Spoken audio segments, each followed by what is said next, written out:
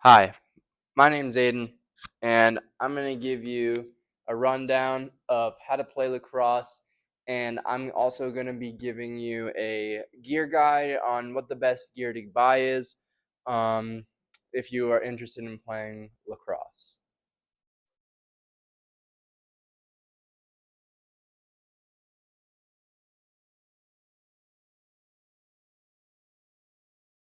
So, first, I'm going to talk a little bit about my lacrosse experience. I played lacrosse for 4 years in high school, and starting my sophomore year, um, I was recruited to do not recruited. I signed up to do a lacrosse camp in New Jersey and then they tried to recruit me for their travel team, which obviously I can't do, um, because if you can see, the name of it is the New Jersey Lacrosse Train, or NJLT. It took place in New Jersey. I don't live there, so wasn't able to do it. Really unfortunate. Um, but I played for the Lincoln Lions. It's a picture of me in the top corner for my team. My freshman year was the first time I ever picked up a stick. Had no idea what I was doing. Went to almost every single captain's practice that we had, and I did my best to pick up a sport that was extremely foreign to me. I'm going to be giving you a rundown. So I'm going to be giving you a rundown on how to play. So this is the field that I drew. It's not the best. We'll use it. We got team one and team two. Okay. On a field, there is 20 people at a time. Um, the game starts with a face-off. Okay.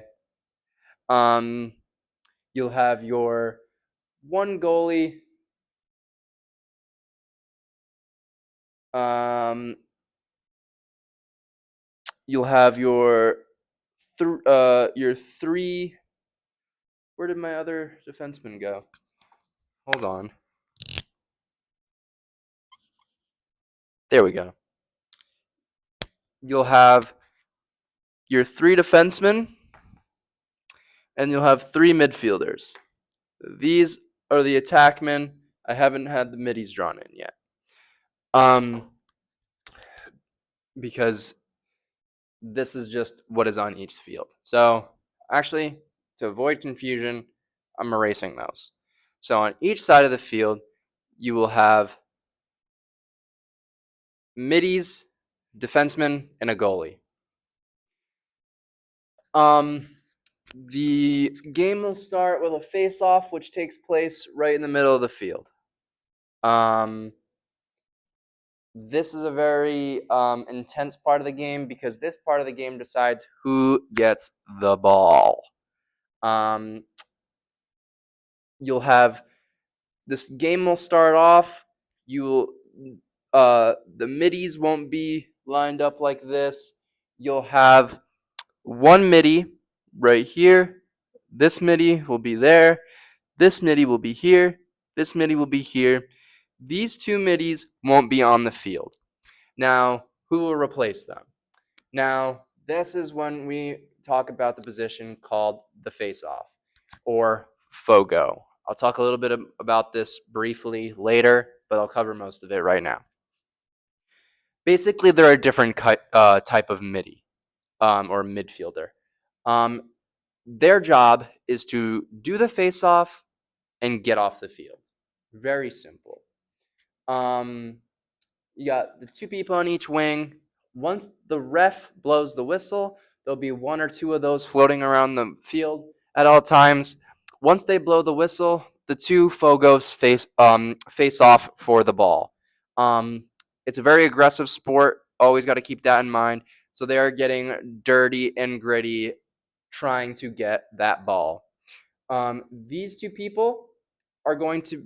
This person and this person are going to be on the same team, or this person and this person will be on the same team. This person and this person will be on the same team. I believe. If not, it's the other way around.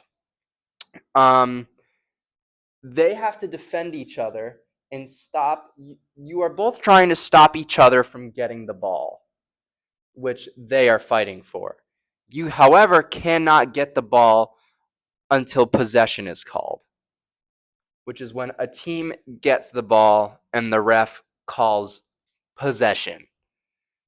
Gotta listen to the refs, especially in high school. They're very mean. Now, you might be wondering what the massive circle on the field is. That's called the crease.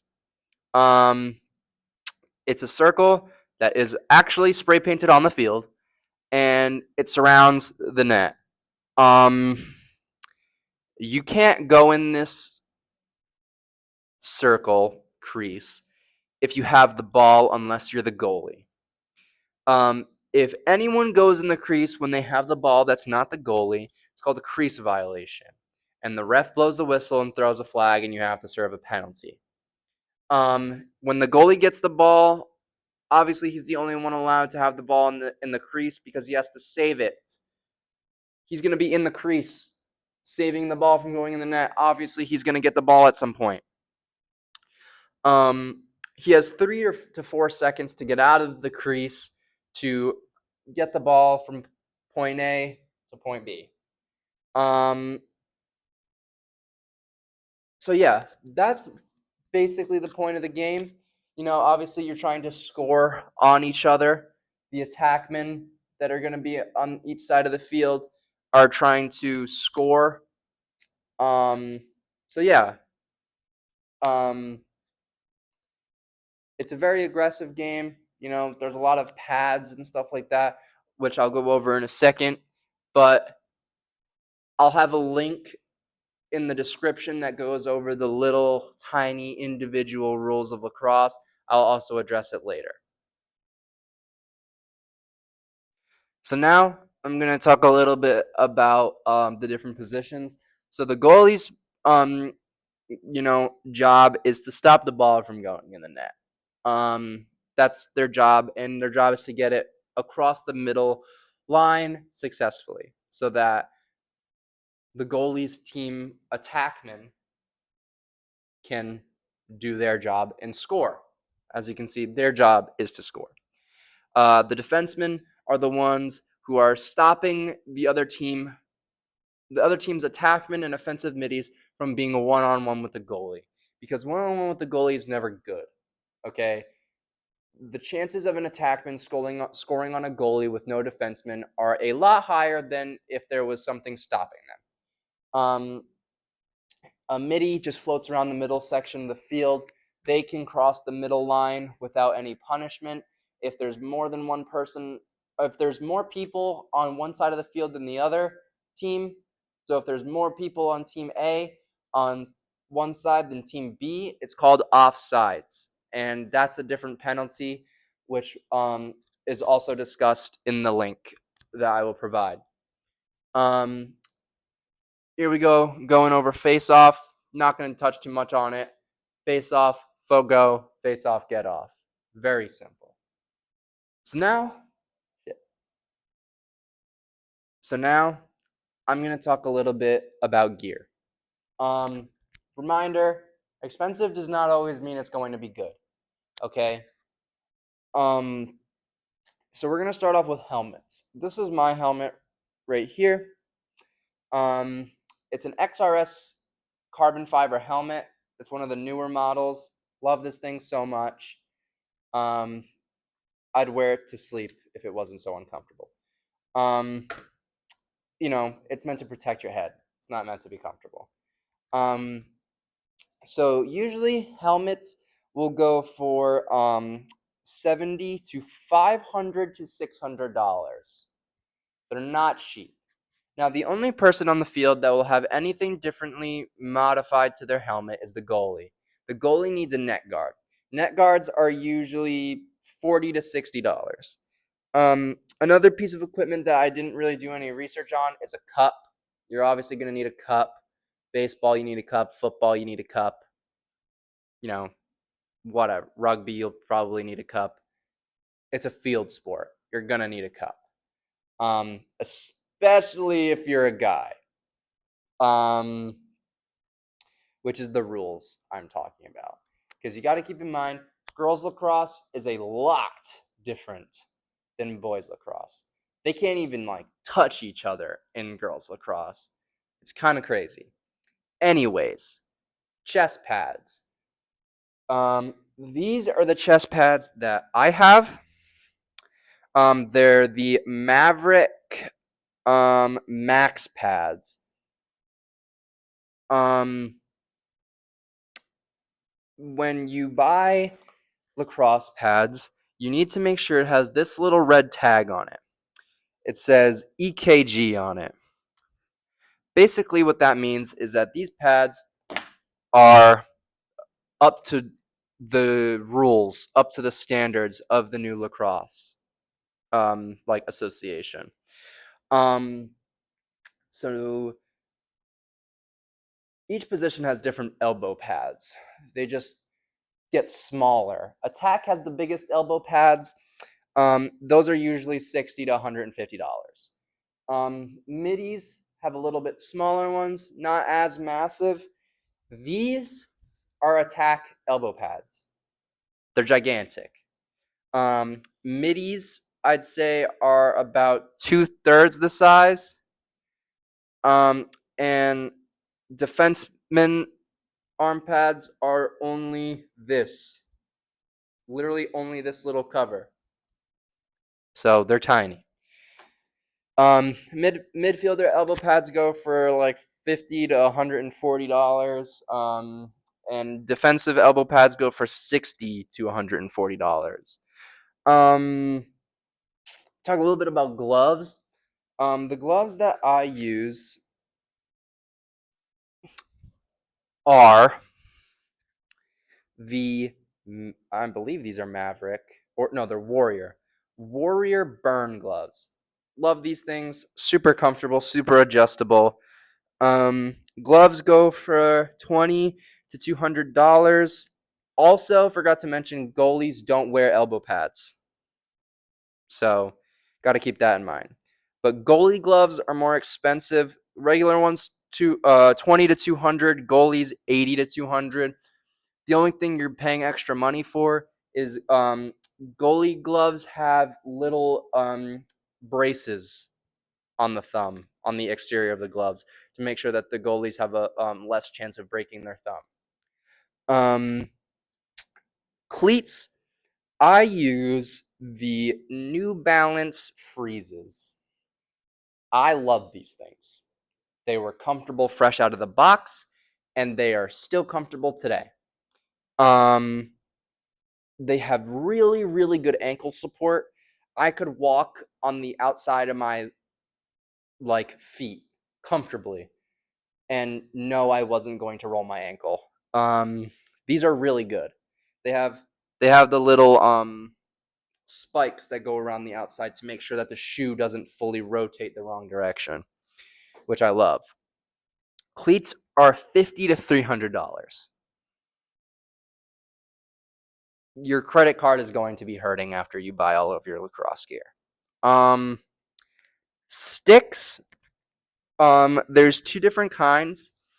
There's deep holes and short sticks, or I call it shorties. This is a shorty. As you can see, it's normal size. This is a Maverick stick, I believe, or a Warrior. I can't really tell. It's whatever.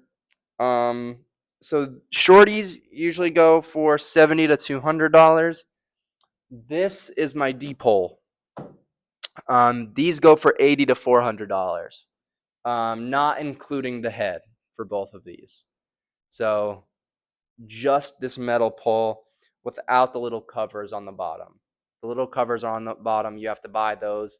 My stick right now is super illegal. As you can see, my stick is completely going through the bottom of my cover because I like to do this a lot on the field. So it made it go through. I have to fix that. So yeah, deep holes go for $80 to $400. That's pretty rough. Now, as you probably could have seen, the heads are a little bit differently shaped. This is a defensive head. It has a larger scoop for picking up ground balls, which is more so of a defensive job, is picking up ground balls. Makes it easier. It's like I'm picking it up with a shovel. Um, Defensive heads go for $65 to $125. That's unstrung, so just the plastic with no netting in it.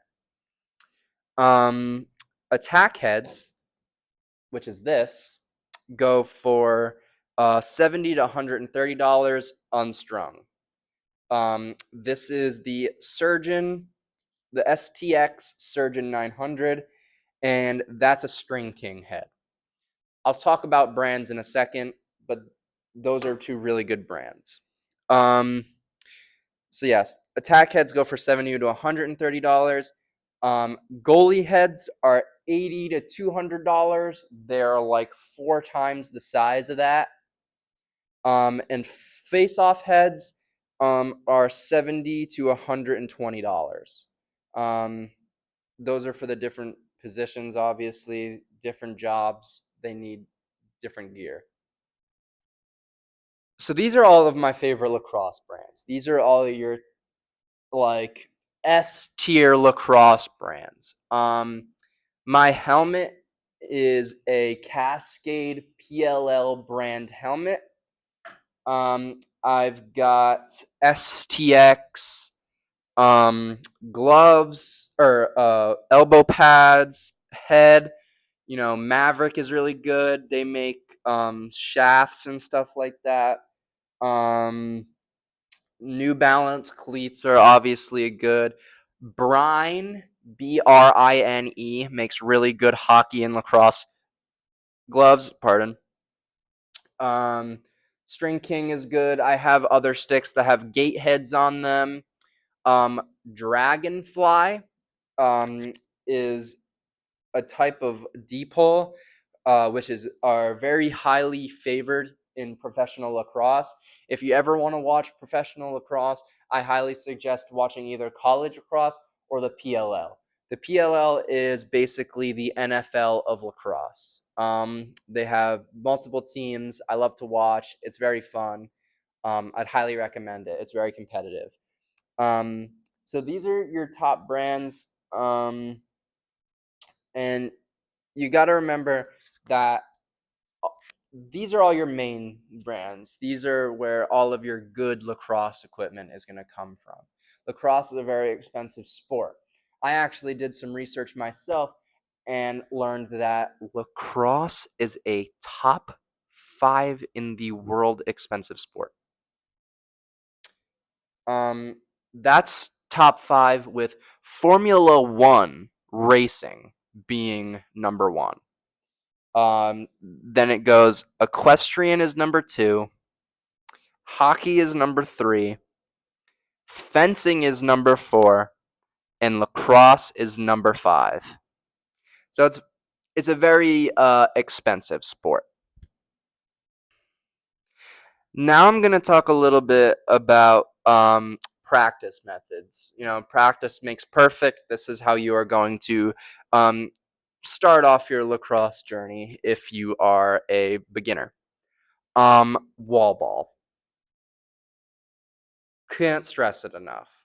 Wall ball is one of the best drills or practice methods that you can do. All you need is a wall, a ball, and a stick. This is what a regular lacrosse ball looks like. In the PLL, they use neon yellow, so it's easier to see on camera. But this is what a regular lacrosse ball looks like. Sometimes they'll have a little logo on it. They're hard and made out of rubber, so don't go chucking them at like shingled houses or anywhere where there's a window, because it will go straight through.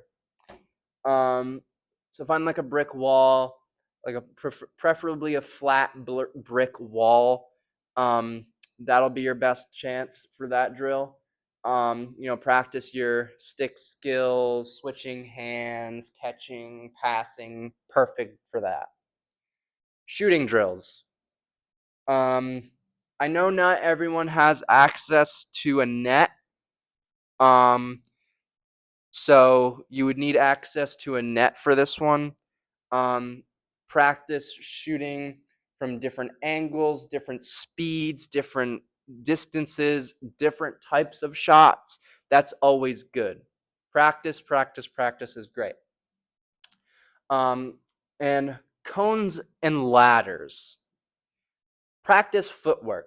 Footwork is very, very, very important in lacrosse. And I can't stress it enough. If you don't have good footwork in lacrosse, you will lose and not do well. Um, you need to be able to direct other people with your footwork. So get cones, get ladders, get moving. It'll you'll thank me for it. Um, Later on in this video, I will be doing an interview with one of my friends who plays lacrosse still, and he will be telling you about some of his favorite practice methods. So this is just a link um, where you can, I'll leave it in the description of this video. You can go and click on it. This has the very nitty gritty rules of lacrosse. What refs will throw flags for, what, like the rules that aren't spoken, like that aren't very advertised as much. So you guys can go and look at this link. I went through it and it has some really good stuff on it. If I went through this website, it would take me probably another hour and a half of filming, and I'm not trying to do that. So I'll leave this link in the description, and you can see for yourself all the little tiny, tiny rules of lacrosse. So I thought I'd share some photos from my high school years. We always had a professional photographer at our games and stuff like that because our head coach is the um, media manager for the Tufts lacrosse team, um, which is very good. If you ever want to watch lacrosse, I recommend go watching Tufts lacrosse. They're a very good college for lacrosse. Um, in the background, you can obviously see in the goal my buddy Landon. Um, he is who I am going to be interviewing later. He is a goalie, as you can tell. And you can see in the photo he is not wearing any arm pads.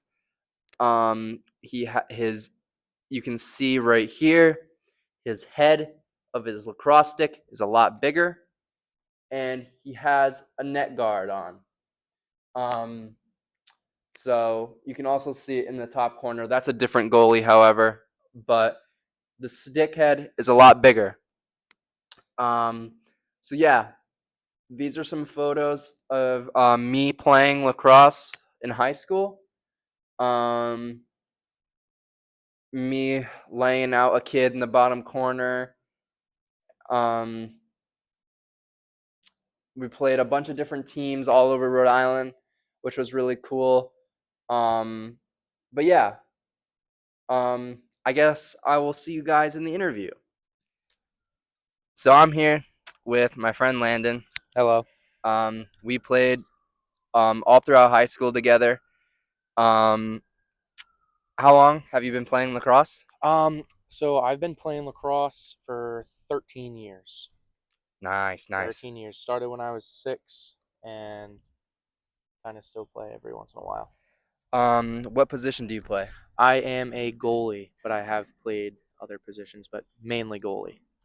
What teams have you played for? So when I first started out, I was playing for a team in Rhode Island called NRI. And then I played for our high school team, Lincoln High School. And then after that, I played in a men's league at Wide World of Indoor Sports. All right. So would you say you have your fair share of experience? Absolutely. Okay. What is your favorite drill to do with a group of people? There's this drill that me and you learned our junior year of high school. It's called NASCAR. Hmm. It's the whole team does it. It's 4 points on a field. You're technically supposed to do it whole field, but we did it half field. Oh, the passing drill. Yes, yeah. Okay. and it was, I forget. There's one in the middle, four on the corners, Yep. and then we just run through that and we pass it around, and it was. And you can do the different formations and Yeah, stuff. exactly. Yeah, and it's technically supposed to be whole field, but we did it half field because we were never able to. And what would you say your favorite drill to do alone is? So for me as a goalie, I really loved doing and practicing juggling. Hmm. Mostly for eye-hand coordination type of thing.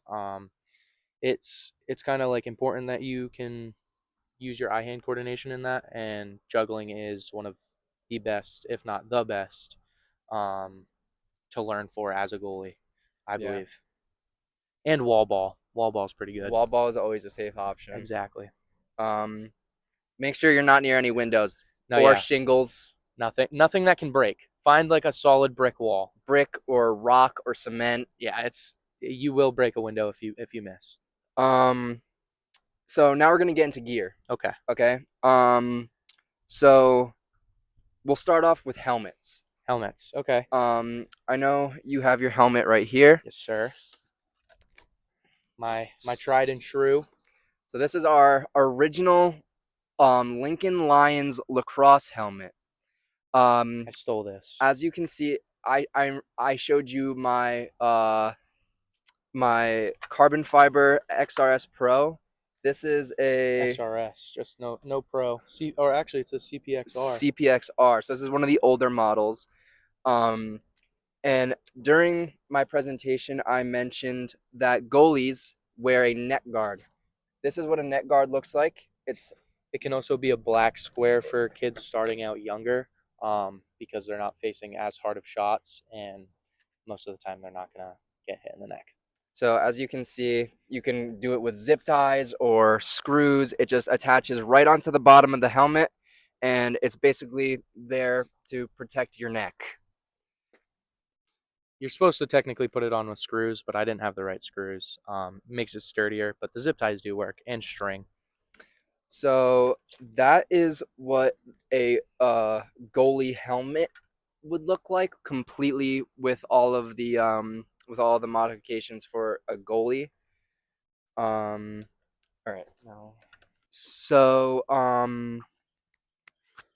for your chest piece, tell us a little bit about the chest piece. So the chest piece, it originally comes with a bit of extra shoulder pads. It's an XTX, a Shield 400. Now this is the newest kind of brand, or not brand, but newest chest protector due to the new rules of safety you have to follow. Um, but this is perfect for me. It fit really nice. It does come with another padding that goes down a little bit lower. Very uncomfortable for me, and the shoulder pads also were very uncomfortable, so I took those off. I just want to quickly point out. I pointed out on my on my chest piece how it had that little red tag, and I told you that it was meant to serve as a like clarification that it was up to date on the standards. That right there is the logo. Raise it a little bit higher. Get up and close and show you. Can't really see it because I wore it down from playing for so Right long. there.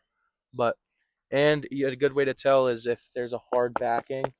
I don't know if you'll be able to hear that, but there's a hard backing in it that's supposed to help it. So if you get hit in the chest, especially as a goalie, you're facing shots around that area all the time. You don't get hit in the chest and your heart stops. Would you say STX is one of the better brands I for I believe that STX is the best brand pads? for pads. I don't think that I've had another chest pad that was as comfortable or as like had as good mobility as this one has, and I've been through probably a good amount of chest And pads. now, as a goalie, you don't wear elbow pads, correct? No, sir. You can again, but it lessens your mobility. You have to be quick with movements and quick with being able to move your stick around. And if you have chest pads on, that elbow restriction does kind of mess it up. But you can wear, it's kind of a personal preference, but I chose not to, no. All right. All right. So now you have your goalie stick with you. Yes, sir. So go through it a little bit. Okay, so I have a little bit more of a shallow pocket on my stick. I used to have a String King head, which I believe is the best brand for heads. But this pocket is a little bit more shallow. It's got two shooter strings, which again, it's your personal preference. But then As you can see, this is also an STX head. yes, this Says it is an right there. STX head, but I prefer String King. This is also a Maverick stick. I got this from one of the kids we played with. Mhm. But again, it's carbon fiber. It's low weight. As a goalie, again, the head on top is very heavy. It's a very top heavy stick. You want a lighter shaft to kind of combat the heavier top head. Um, I tape it a little weird. I like to have a lot of top hand tape for the grip, and then the lower hand tape is kind of more for when I have to pass the ball out. It's not really a necessity. Same thing with the strings. A lot of professional goalies, like Blaze Reardon, Mhm. Who Brian is DeLu the or goalie for Chaos in the yeah, PLL? Brian Ward, not Brian Ward, Dylan Ward, sorry. He has no strings at all other than the netting. And that just kind of leads to a more deeper pocket, but a shallow pocket is what I had to do for my senior year because I broke my string king second game. So Yeah. brutal.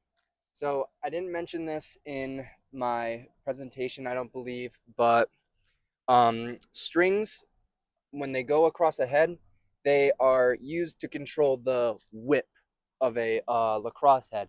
Basically determines when and where the ball is going to come out of your stick mid throw.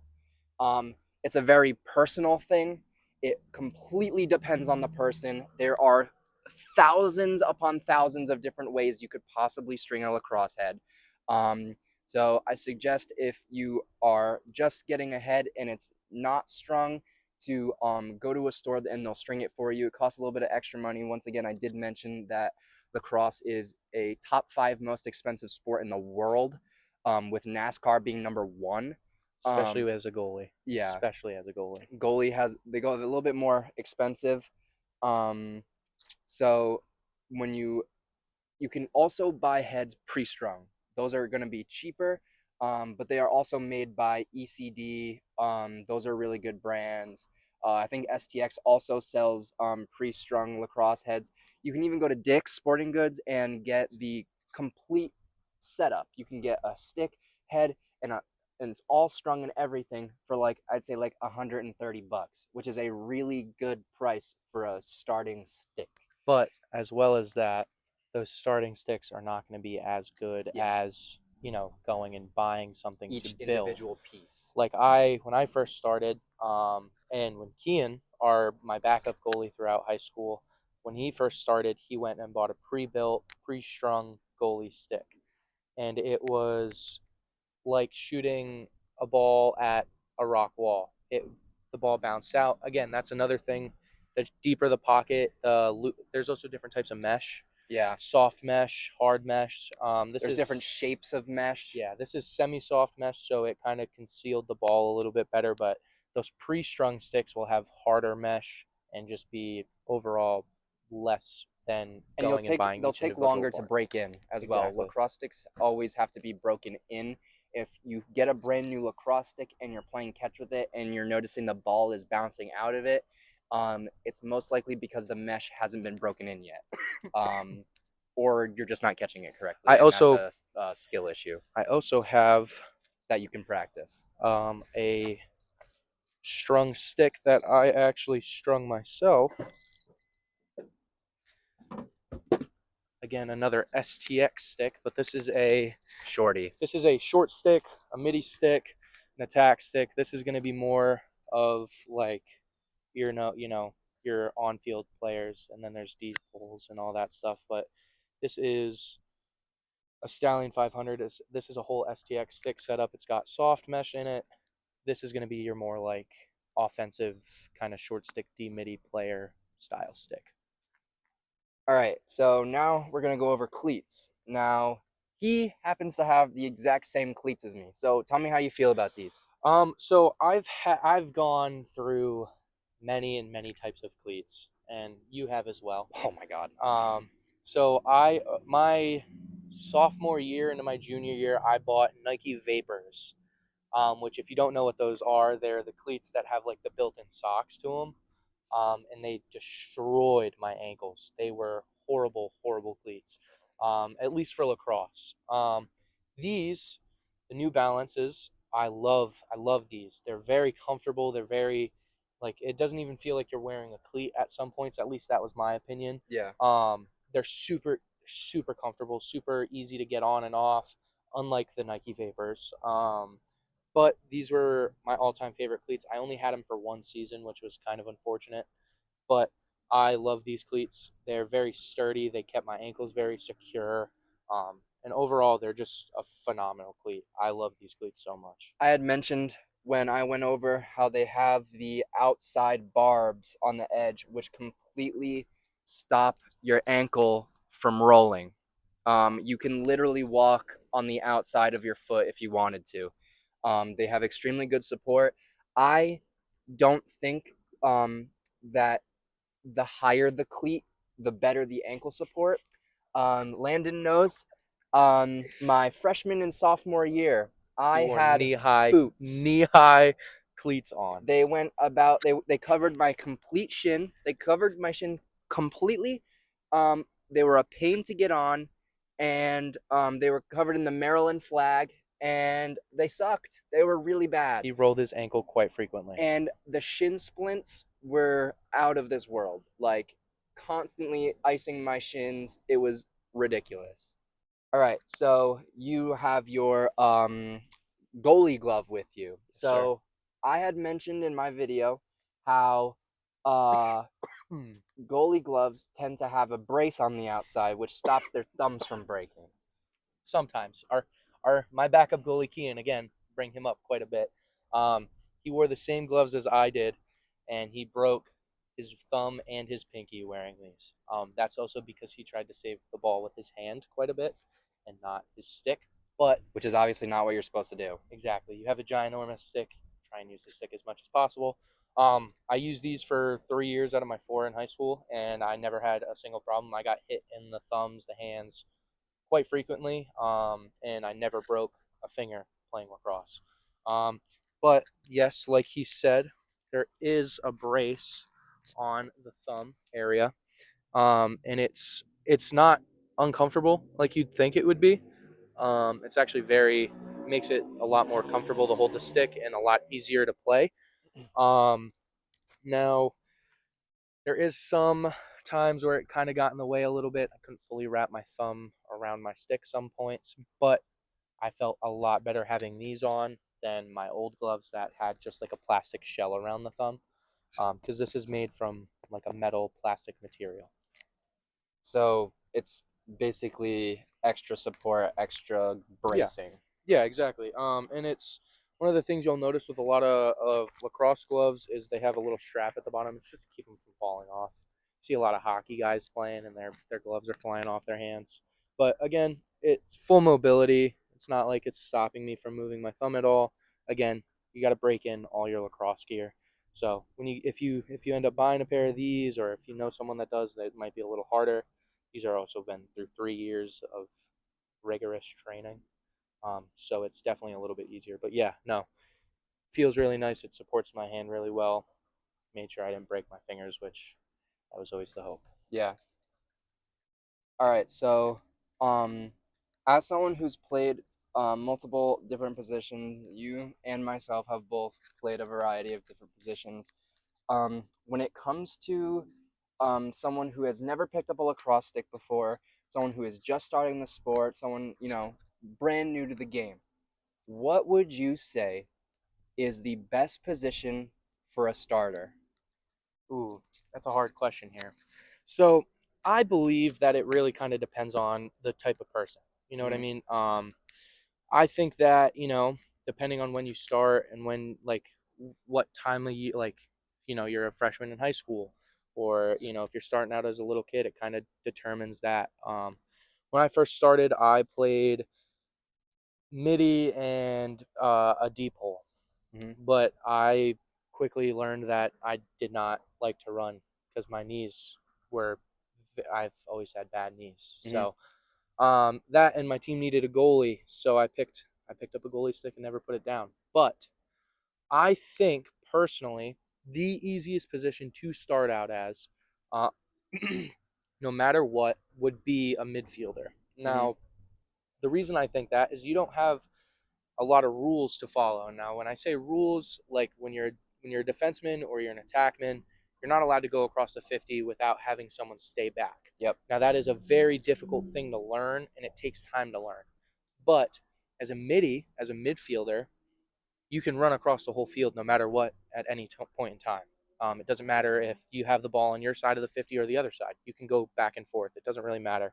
Um, I think that they're one of the easiest positions to learn and to pick up on because, again, you don't have to follow those rules. Now, Takes a, when you don't play midi, it definitely takes a lot of field awareness. exactly, yeah, because you're not allowed to cross the 50-yard line if you play on a football field. You're not allowed to cross the 50-yard line.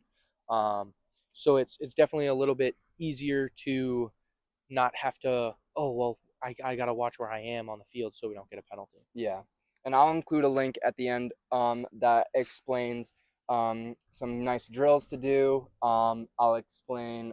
It'll have some links on just the base rules. You know, we're talking about going over the 50 and getting penalties. There'll be a link I'll put in the description that will go over the basic fouls and like personal fouls of lacrosse. So when it comes to MIDI being the easiest position, would you say that since there's multiple types of MIDI, there's long stick MIDI, D MIDI, Fogo, offensive midfielder, which one of those do you think is the easiest versus which one contributes most to the gameplay? So I'll start off with the most of the gameplay because I definitely have a in detailed answer for that. It's Fogo is the most important to the field and to the team. Mm-hmm. I believe that because a Fogo, if you guys don't know, is our face-off get-off guy. He is the dude that does the face-offs, and he gets off. That's his whole purpose is to win the face-offs. If we don't win the face-offs, there's a higher chance we get scored on. Yeah. Now, I think that that is the most important part to that midfielder area because he has such a heavy job on his back. Mm-hmm. He has to make sure he gets it on time, and he has to make sure his hand placements are right, and he has to be quick, and he has to win that ball because if he doesn't, again, like I said, there's a higher chance that we get scored on. Yeah. Now, the easiest, I it's very hard. I think that offensive middies have it a little bit easier than long stick middies and D middies. Now D middies have to learn defense. They have to learn how to play defense and offense. Mm-hmm. While offensive middies just kind of have to know offense. Yeah. They can know defense, but most of the time offensive middies only know offense. And then long stick middies, they have a long stick. They're defensemen. They're defensive middies. So again, I think they have it a little bit harder than offensive middies, but I definitely think that offensive middies have it the easiest of the midfielder area. All right. All right. Thank you so much for Absolutely. coming and do this interview with me. Absolutely. Anytime. And thank you guys for watching.